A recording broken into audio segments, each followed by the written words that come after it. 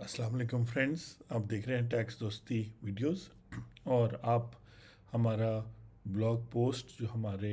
taxdosti.com के learn page पे है, उसमें आप आर्टिकल पढ़ रहे हैं रियल एस्टेट एजेंट्स की रजिस्ट्रेशन विद एफपीआर। और एफपीआर एज ए सुपरवाइज़र उनको जो है रजिस्टर कर रहा है एंटी मनी लॉन्ड्रिंग के कानून के तहत, और उनको as a designated non financial business and profession के तौर पे उन्हें रजिस्टर करा है, जिसमें और सेक्टर्स ने भी रजिस्टर होना है। अगर ये है वीडियो वन। अगर आप वीडियो ज़ीरो देख चुके हैं तो हमारे ब्लॉग पोस्ट पे इस रियल एस्टेट एजेंट्स की रजिस्ट्रेशन के हवाले से इस वक्त आप कंप्लीट गाइड देख रहे हैं। वीडियो ज़ीरो में हमने प्रीवियस जो डेफिनेशंस दी हैं, कुछ कॉन्सेप्ट्स हैं, कुछ वीडियोस हैं जो अगर आप देख लें तो आपको बेहतर आइडिया हो जाएगा टर्मिनोलॉजी का और सब चीज़ों का। इस वीडियो में हम आपको एग्जैक्टली एक्सप्लेन करेंगे, क्योंकि पार्ट वन जो है वो रियल एस्टेट एजेंट्स के लिए है जो एज टैक्स पेयर्स एफपीआर के साथ ऑलरेडी रजिस्टर्ड है इनकम टैक्स ऑर्डिनेंस के तहत, और अब उन्हें एंटी मनी लॉन्ड्रिंग के तहत रजिस्टर होना है। और मेन पर्पस है कि वो ऐसी ट्रांजैक्शंस और ऐसे कस्टमर्स को आइडेंटिफाई कर सकें जो चोरी का पैसा, यानी ऐसा ऐसा पैसा जो क्राइम से कमाया गया है, उसके थ्रू उनसे रियल एस्टेट एजेंट से प्रॉपर्टी परचेज कर रहे हैं, ताकि जब वो प्रॉपर्टी सेल करें और आगे कहीं वो पैसा मूव करें तो उनके पास एक स्टोरी या रीज़न, या जिसको हम कहते हैं कि लॉजिक आ जाए कि जी ये पैसा तो मैंने इस ज़मीन को बेच के कमाया, और उस पर वो टैक्स भी वगैरह पे करे। लेकिन प्रीवियस पीछे से या जो उस पैसे की एक्चुअल मनी ट्रेल ये है कि वो किसी क्राइम से, वो किडनैपिंग से, किलिंग से, या जैसे आप देख रहे हैं इस वक्त हम national counter terrorism authority NACTA जिसे कहते हैं उस पे है। और थोड़ी देर में मैं ये एक दो और वेबसाइट्स और एक मोबाइल ऐप दिखाऊंगा, तो आपको सारा कानून एज रियल एस्टेट एजेंट्स को सारा कानून एज टैक्स पेयर्स या जो जिन्होंने रजिस्टर होना है उनको सिंपल करके समझाएंगे। पार्ट टू में जो आप वीडियोस देखेंगे वो एंटी मनी लॉन्ड्रिंग के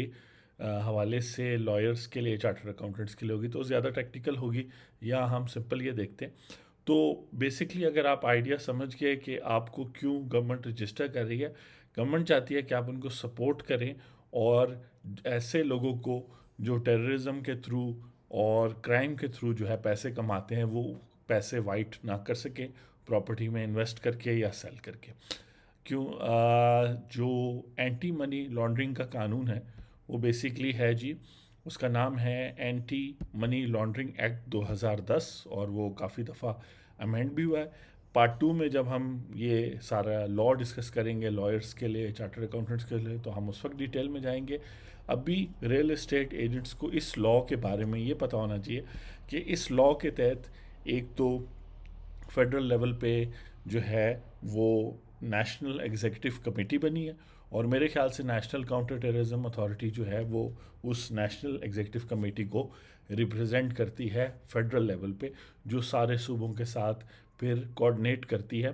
टेररिज्म। और क्योंकि एंटी मनी लॉन्ड्रिंग के साथ साथ countering of financing of terror जो है वो भी शामिल है, तो ये एक फेडरल इदारा हो गया। ठीक है, इससे आपका यानी रियल एस्टेट एजेंट का डायरेक्ट वास्ता नहीं पड़ेगा, लेकिन आपकी नॉलेज में होना चाहिए कि ये फेडरल जो इदारा आपके साथ इंटरेक्ट करेगा वो है फाइनेंशियल मॉनिटरिंग यूनिट। लेकिन फाइनेंशियल मॉनिटरिंग यूनिट आपके साथ इस तरह इंटरेक्ट करेगा कि ये जो सॉफ्टवेयर है इस पर आप रजिस्टर होंगे और इनको सस्पिशियस ट्रांजैक्शंस रिपोर्ट्स भेजेंगे और करेंसी ट्रांजैक्शन रिपोर्ट्स भेजेंगे। यानी कि करेंसी ट्रांजैक्शन रिपोर्ट्स का मतलब कि एक सर्टेन अमाउंट से ज़्यादा की ट्रांजैक्शंस जो हैं क्या कहते हैं वो आपको रिपोर्ट करनी पड़ेंगी। अब आप कहेंगे कि एफबीआर का काम कहाँ से आया, तो बेसिकली जो एंटी मनी लॉन्ड्रिंग का कानून है वो रियल एस्टेट एजेंट्स के लिए एफबीआर को अपॉइंट करता है एज देयर डेजिग्नेटेड जो है रेगुलेटरी अथॉरिटी। ठीक है ना जी। और उसको आप कह सकते हैं कि एफबीआर ने बेसिकली रजिस्टर करना है रियल एस्टेट एजेंट्स को, और बहुत सारे लोगों को नोटिस वगैरह आ चुके हैं जो हम वीडियो ज़ीरो में और इस ब्लॉग पे बात कर चुके हैं। आप यूट्यूब चैनल पे भी देख रहे हैं इस वीडियो को, तो यूट्यूब चैनल के नीचे taxdosti.com की वेबसाइट का लिंक दिया है, आप वहाँ से पेज पे जाके और लर्न के पेज जो सेकंड पेज है उसमें जाके ये आर्टिकल पढ़ सकते हैं, और आर्टिकल का लिंक भी यूट्यूब के वीडियो के नीचे दिया हुआ है। तो बेसिकली जो मेन यूनिट है जो सारी ट्रांजैक्शंस यानी रियल एस्टेट एजेंट्स की रिपोर्ट्स लेना और उनका एनालिसिस करना, ताकि जो है वो कंफर्म कर सकें और फिर उन लोगों के ख़िलाफ़ एक्शन ले सकें। तो बेसिकली गवर्नमेंट हेल्प चाह रही है रियल एस्टेट एजेंट्स की और डेवलपर्स और बिल्डर्स की भी, जब वो सेल और परचेज की ट्रांजैक्शन में इन्वॉल्व होते हैं उस हद तक डेवलपर्स और बिल्डर्स की भी हेल्प चाह रहे हैं, ताकि वो ऐसे पैसे जो क्राइम से कमाए गए हैं वो आइडेंटिफाई हो जाए और उनको सस्पिशियस ट्रांजैक्शन रिपोर्ट की सूरत में पता चल जाए, ताकि वो उन पर एक्शन लेके उनको मुल्क के कानून जो क्रिमिनल कवानीन के तहत प्रोसिक्यूट किया जा सके। तो एफपीआर जो है वो बेसिकली आपको रजिस्टर करेगा। इसीलिए अगर आप एंड्रॉयड हैं, वरना तो अगर एप्पल स्टोर पे आप जाएंगे तो ये जो वेबसाइट है DNFP, Pakistan revenue automation authority, जो बेसिकली एफपीआर की कंपनी है जिसने आयरस भी बनाया है, टैक्स आसान वो भी ऐप बनाया है। तो basically federal board of revenue ने एक ऐप बनाया है, उसको जब आप डाउनलोड करते हैं तो उसमें लॉगिन, क्योंकि उसमें रजिस्टर होने का ऑप्शन कोई नहीं है, तो वो जो रजिस्ट्रेशन नंबर मांग रहा है बेसिकली आपका आईडी कार्ड नंबर मांग रहा है, और जो पासवर्ड मांग रहा है ये वही पासवर्ड है जो आप जिससे आप आयरस में लॉगिन होते हैं। ठीक है जी। तो जब आप इस पे लॉगिन करेंगे तो ये स्क्रीन आपको नज़र आएगी। सबसे पहले और जो मेन काम है वो ये है कि आपने अपलोड करना है CTR और STR। अब आप समझ सकते हैं कि बेसिकली STR से मुराद सस्पिशियस ट्रांजैक्शन रिपोर्ट्स और CTR से मुराद ये करेंसी ट्रांजैक्शन रिपोर्ट्स। जब आप इस पर क्लिक करेंगे तो ये आपको बेसिकली ये एक वेबसाइट पे ले जाएगा GoAML के नाम से, एंटी मनी लॉन्ड्रिंग सिस्टम। ये कॉम्प्रिहेंसिव सॉफ्टवेयर है जो FMU में भी है और नेक्टा में भी है और दुनिया में हर जगह है। यहाँ पर जो रिपोर्टिंग होती है वो फिर कंसोलिडेट होती है और फिर किसी भी शख्स का, किसी भी ग्रुप का या किसी भी ट्रांजैक्शंस को देखा जा सकता है मुख्तलिफ मुल्कों में, क्योंकि मनी लॉन्ड्रिंग ऐसे की जाती है कि ट्रांजैक्शंस को तोड़ के डिफरेंट मुल्कों में किया जाता है। तो अब सवाल ये हो गया कि इतनी मेहनत जो है रियल एस्टेट एजेंट से क्यों करवा रहे हैं? वो इसलिए करवा रहे हैं कि रियल एस्टेट एजेंट्स जो है एक ऐसा दरवाज़ा है जिससे मनी लॉन्ड्रिंग होती रही है। तो अब जो है इस ऐप में नेक्टा की वेबसाइट का भी लिंक दिया हुआ है, और जो आपकी DNFBP की वेबसाइट के नाम से है, जब आप वो उस पर क्लिक करेंगे तो आपको वो फाइनेंशियल मॉनिटरिंग यूनिट पे लेके जाएगी। ये फाइनेंशियल मॉनिटरिंग यूनिट के सारे काम हैं, और इस काम में वो कहता है to submit national executive committee है, तो इस ये फेडरल लेवल कमेटी को फाइनेंशियल मॉनिटरिंग यूनिट रिपोर्ट करेगा, और ये रिपोर्टिंग जो होगी वो रियल एस्टेट एजेंट से, जूलर्स से, अकाउंटेंट से, लॉयर से आएगी, और वो फिर सब कंसोलिडेट करके चेक करेंगे। तो आपका काम ये है कि आप इस पे आ जाएं, और यहाँ पे जो है ना रजिस्ट्रेशन का क्लिक है। जब आप रजिस्ट्रेशन पे क्लिक करेंगे तो वो बेसिकली आपसे कुछ डिटेल्स पूछेगा जो बड़ी सेल्फ एक्सप्लेनेटरी हैं, यानी वो आपसे पूछेगा कि आप किस कैटेगरी में फॉल करते हैं, तो आप कहेंगे रियल एस्टेट एजेंट पे, ये वाला पेज खुल जाएगा। कैटेगरी तो रियल एस्टेट पे एजेंट, उसमें फिर वो मज़ीद सब कैटेगरीज़ हैं, बिल्डर्स है, रियल एस्टेट डीलर है, और फिर उसके बाद कुछ और इन्फॉर्मेशन आप उसको देंगे तो आप रजिस्टर हो जाएंगे। रजिस्टर होने के बाद जो है जो लॉ है एंटी मनी लॉन्ड्रिंग का, एंटी मनी लॉन्ड्रिंग का जो लॉ है वो फिर आपको कुछ और बातें भी बताता है। तो ये यहाँ जो कुछ भी लिखा था तो रियल एस्टेट एजेंट्स को समझाने के लिए ये मैंने वेबसाइट्स के थ्रू बताया है। और ये जो पनिशमेंट और क्राइम की बात हो रही है मनी लॉन्ड्रिंग की, ये तो आपके क्लाइंट की हो रही है जो मनी लॉन्ड्रिंग कर रहा है, और जो मेन इसमें बात है, और आपको मतलब परेशान नहीं होना चाहिए कि इसमें मनी लॉन्ड्रिंग में सिर्फ वही इन्वॉल्व होगा जो जानबूझ के, नोइंगली, यहाँ पे हर जगह लिखा है नोइंगली और हैविंग रीज़न टू बिलीव। इसका मतलब है कि अगर आपको नहीं पता कि आपका कस्टमर मनी लॉन्ड्रिंग करके वो पैसा लाया, चाहे वो बैंकिंग चैनल से, क्रॉस चेक से आपको पेमेंट कर रहा हो, वो कैश में कर रहा हो, जिस तरह भी कर रहा हो, आपको नहीं पता, और आप जो है वो ट्रांजैक्शन उसको असिस्ट करते हैं कोई प्लॉट ख़रीदने में या बेचने में, तो आप ऑफेंस ऑफ मनी लॉन्ड्रिंग जो है ना नहीं कमिट कर रहे। तो ये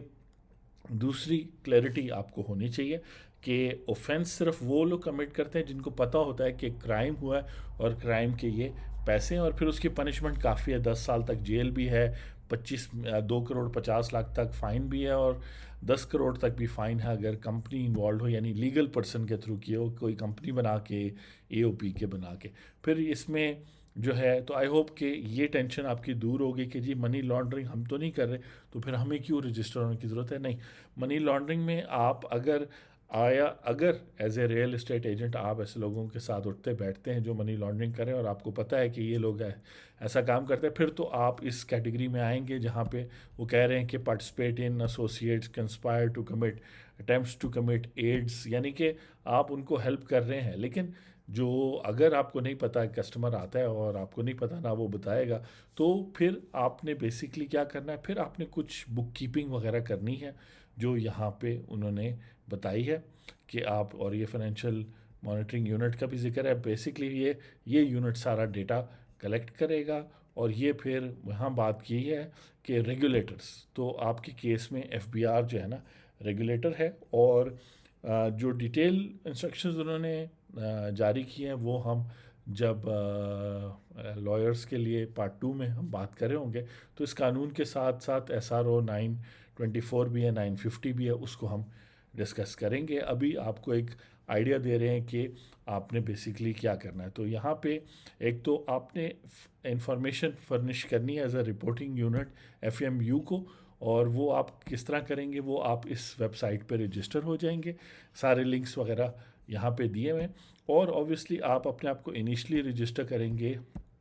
इस मोबाइल ऐप के थ्रू, और फिर इस मोबाइल ऐप के थ्रू ही जैसे आप सस्पिशियस ट्रांजैक्शन वगैरह क्लिक करेंगे तो ये आपको ले जाएगा वहाँ पे, उसी वेबसाइट पर आप लॉगिन करेंगे, और फिर जो ट्रांजैक्शन की डिटेल्स है वहाँ पर आप देंगे। तो आपको इम्पॉर्टेंट ड्यूटी दी जा रही है, इसीलिए जहाँ आपसे इंफॉर्मेशन मांगी जा रही है वहाँ सबसे पहली चीज़ है, आपने कस्टमर की ड्यू डिलिजेंस करनी है। CDD का मतलब है कस्टमर ड्यू डिलिजेंस, और कस्टमर के बारे में जो एक समरी बनाई है FBR ने, तो उसकी वीडियोस जो है आप जो है कल से टैक्स दोस्ती यूट्यूब चैनल पे भी देख सकेंगे, और ये जो हमारा आर्टिकल चल रहा है इसमें भी आगे जो वीडियोस हैं कस्टमर से क्या इन्फॉर्मेशन आपने लेनी है, ड्यू डिलिजेंस कैसे करनी है, तो वो वीडियो नंबर 2 और 3 उसमें आप देख सकेंगे। तो ये जो है कस्टमर से रिलेटेड, ये याद रखिए कि ये लॉ है, तो ये सबके लिए एप्लीकेबल, अकाउंटेंट्स के लिए। वो जो वीडियोस होंगी जिसमें हम बात करें वो सिर्फ रियल एस्टेट एजेंट्स ने किस तरीके से क्या इन्फॉर्मेशन लेनी है अपने कस्टमर से, और वो कौन कौन सी इन्फॉर्मेशन लेगा, तो कहा जाएगा कि कस्टमर की ड्यू डिलिजेंस आपने कर लिया, यानी आपने चेक कर लिया है कि ये कस्टमर ने जेन्युइन है, फेक है, इसके सोर्स ऑफ मनी क्या है, और उस वीडियो में आप देखेंगे बहुत सारी बातें, बेनिफिशियल ओनर है। इसके अलावा कस्टमर ड्यू डिलिजेंस करने के लिए अगर किसी थर्ड पार्टी का हेल्प आपने ली है अपने क्लाइंट को वेरीफाई करने के लिए, उसके अलावा रिकॉर्ड कीपिंग करनी होगी। फिर उसके अलावा जो है आप अपने कस्टमर ड्यू डिलिजेंस नहीं कर पाएंगे, कुछ ऐसे कस्टमर होंगे जिसके बारे में आप डिटेल में नहीं जान पाएंगे, तो उनके बारे में टिप ऑफ करना है आपने FMU वगैरह को। उसके अलावा यहाँ पे कहा है कि कोई भी ऐसी ट्रांजैक्शन अब आप नहीं कर सकते, या कोई ऐसा बिजनेस रिलेशन आप नहीं रख सकते जहाँ पे आपका कस्टमर अनोनमस बगैर नाम के हो या नकली नाम पर वो आपको सारे डॉक्यूमेंट्स वगैरह दें, और ऑब्वियसली ये चीज़ें अब आपकी रिस्पॉन्सिबिलिटी है जाने। इसी तरह आपने कस्टमर्स को हाई रिस्क और लो रिस्क में रखना है, कंप्लाइंस करनी है, जो जो चीज़ें हैं पॉलिसी प्रोसीजर बनाने अपने बिजनेस में। इस सारी चीज़ों को आप इस तरह भी देख सकते हैं कि ये बहुत बड़ा बर्डन हो जाएगा। मैं एक सिंगल रियल एस्टेट एजेंट हूँ, या मेरे पास 2 एम्प्लॉयज़ हैं, मेरा छोटा सा बिज़नेस है या बड़ा बिज़नेस है, तो मज़ीद पॉलिसीज़ क्या बनाएं। तो ये आप आपके बिज़नेस को स्ट्रीमलाइन करेंगे अगर आप प्रॉपर कंसल्टिंग लेके, हम लोग भी टैक्स दोस्ती भी प्रोवाइड करते हैं, कंसल्टिंग लेके जो रूल्स बने हैं, रेगुलेशंस बनी हैं, उनको एक नज़र समझ के, और फिर अपने जो पॉलिसीज़ हैं, प्रोसीजर्स हैं कस्टमर डीलिंग, इससे कस्टमर सर्विस भी आपकी बेहतर होगी, और जेन्युइन कस्टमर्स रेस्ट अश्योर्ड होंगे कि वो आपके साथ जब डील कर रहे हैं तो आप रजिस्टर्ड पर्सन हैं। वैसे भी जितनी भी अथॉरिटीज़ वगैरह हैं, आप वीडियो ज़ीरो में भी देख चुके होंगे, ऊपर भी देख रहे हो ब्लॉग में, कि 1 जनवरी 2022 से आप अगर रजिस्टर्ड नहीं हैं FBR के साथ इस ऐप के ऊपर तो, और आईरस में, तो फिर आपके लिए मुश्किल हो जाएगा ट्रांजैक्शन करना। तो ज़रूरी है कि आप ये सारी चीज़ें करें। और बेसिकली उसके अलावा ये है कि आप पर सैंक्शंस लग सकती हैं, आपको रोका जा सकता है, आप पे पेनल्टीज लगाई जा सकती हैं। तो इस तरीके से आपका बिजनेस जो है ना डिस्टर्ब होगा। तो कानून बहुत सारी चीज़ें एक्सप्लेन करता है कि कैसे होंगे, लेकिन हमने कहा कि आपको बेसिक आइडिया दे दें। आखिर में दोबारा मैं कहूँगा कि एक तो फेडरल लेवल पे है नेशनल एग्जीक्यूटिव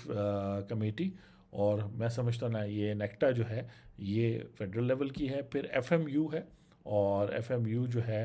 वो प्रोविंशियल लेवल पे आप कह सकते हैं कि प्रोविंस के लेवल पर है। और यहाँ पर जो है FBR के थ्रू रियल इस्टेट एजेंट्स को रजिस्टर करके उनसे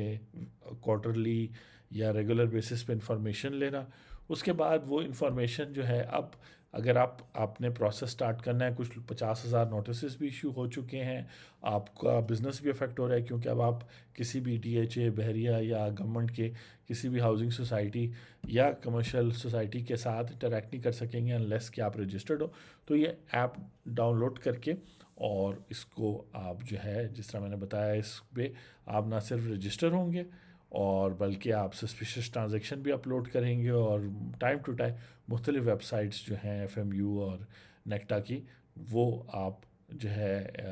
करेंगे। तो आई होप कि आपको आइडिया हो गया कि ये एक प्रोसेस है, पहले दिन नहीं होगा। लेकिन जो चीज़ आपने रियलाइज़ करनी है वो ये है कि अब आपको आपके कस्टमर्स और आपके जो एसोसिएट्स हैं, जो लोग आपके बिजनेस में पार्टनर्स हैं, आपके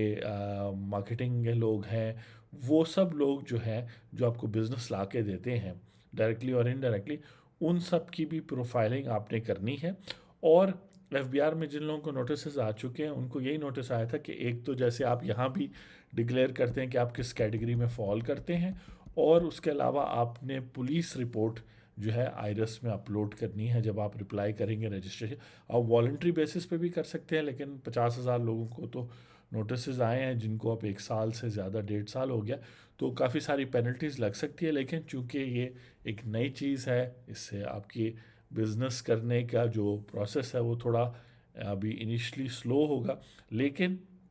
लॉन्ग टर्म में आपके पास अच्छे हाई क्वालिटी क्लाइंट्स आएंगे, और वो हाई क्वालिटी क्लाइंट्स जो हैं वो फिर आपके बिज़नेस को सस्टेन भी करेंगे, और आप गवर्नमेंट की भी हेल्प कर रहे होंगे। और लास्ट बात ये करूँगा कि जब आप इतनी सारी रजिस्ट्रेशन कर रहे हैं तो याद रखें कि रियल इस्टेट एजेंट्स ने, अगर पंजाब की बात हो रही है तो पंजाब रेवेन्यू अथॉरिटी के साथ रजिस्टर होना है, अगर सिंध की बात हो रही है तो सिंध रेवेन्यू बोर्ड के साथ, और फिर इसी तरह हर प्रोविंस के सर्विस टैक्स की अथॉरिटी के साथ रजिस्टर होना है। तो वो रजिस्ट्रेशन भी आप करें। तो आप कहेंगे इससे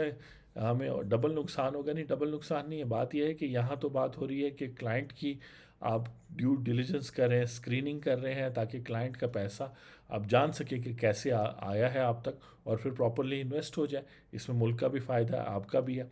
साथ ही साथ चूँकि आप इतने प्रोसीजर्स और रिपोर्टिंग करेंगे, अपनी सेल्स भी रिपोर्ट करेंगे, तो आप जो है, क्योंकि अगर आप नहीं करेंगे तो फिर ना सिर्फ आप इनकम टैक्स और सेल्स टैक्स कवानीन की खिलाफ वर्जी कर रहे हैं, बल्कि आप ये एंटी मनी लॉन्ड्रिंग की भी खिलाफ वर्जी कर रहे होंगे, जहाँ पे आप अपने बिजनेस की कुछ ट्रांजैक्शंस अंडर रिपोर्ट कर रहे होंगे। हो सकता है उनमें से ही वो निकल आए ट्रांजैक्शंस जो मनी लॉन्ड्रिंग से रिलेटेड है, तो फिर उसकी काफ़ी हैवी पेनल्टी है, आपकी बिजनेस रेपुटेशन भी ख़राब होगी। तो मामला चूँकि काफ़ी सीरियस हो गए, तो इसीलिए वीडियो 1 में जो आप taxdosti.com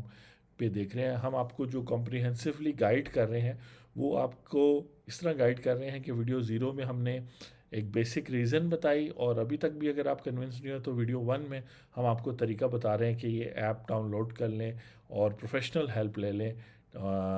टैक्स प्रोफेशनल्स की, लॉयर्स की, या जो लोग इसमें डील करते हैं, और टैक्स दोस्ती टीम भी ये सर्विसेज प्रोवाइड करती है। तो आप प्रॉपरली रजिस्टर हो जाएंगे। फिर आप अपनी जो कस्टमर की और अपने अपने बिजनेस के एक्सपेंसेस रखेंगे, तो साथ में सर्विस टैक्स के लिए भी रजिस्टर हो जाए, तो आप अपने क्लाइंट को सर्विस टैक्स चार्ज करने लगेंगे। ज़ाहिर बात है आपके क्लाइंट ऐसे नहीं है कि उनको पैसों का इशू है, वो प्रॉपरली टैक्स पे कर सकते हैं। वो आपकी कमीशन पे, जो आप कमीशन लेंगे वो आपकी सर्विस है, उस सर्विस पे आप 16% या डिपेंड करता है किस प्रोविंस में, पंजाब में वो 16% है तो आप 16% उनको चार्ज करें अपनी फ़ी के अलावा, वो उसको पे कर सकते हैं। तो इस तरह ये होगा कि गवर्नमेंट को रेवेन्यू भी आ जाएगा, उनके पैसे भी आइडेंटिफाई हो जाएंगे कि करेक्ट हैं, वो भी एक तरह से उनकी स्क्रीनिंग हो जाएगी और वो प्रॉपरली इन्वेस्ट करेंगे। वो लोग जिन्होंने करप्शन की है, जिन्होंने पैसे जो है करप्शन से कमाए हैं, उन लोगों के लिए मुश्किल होता जाएगा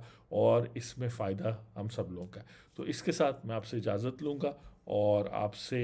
अब नेक्स्ट जो वीडियोस आप देखेंगे वो हैं कि क्लाइंट्स से क्या क्या इन्फॉर्मेशन आपने लेनी है। तो रियल इस्टेट एजेंट्स के हवाले से ये वीडियो भी थी, आपने ये चीज़ें करनी है। और फिर वो एक कुछ सीरीज़ ऑफ वीडियोस हैं, वीडियो नंबर 2, 3, 4, ताकि आपको पता हो कि अब आपने ये इन्फॉर्मेशन लेनी है। और याद रखें कि ये सब इन्फॉर्मेशन है, आप प्रोफेशनल से रब्ता करेंगे तो आपको करेक्ट जो है एग्जैक्ट एडवाइस मिल सकती है। Thank you very much.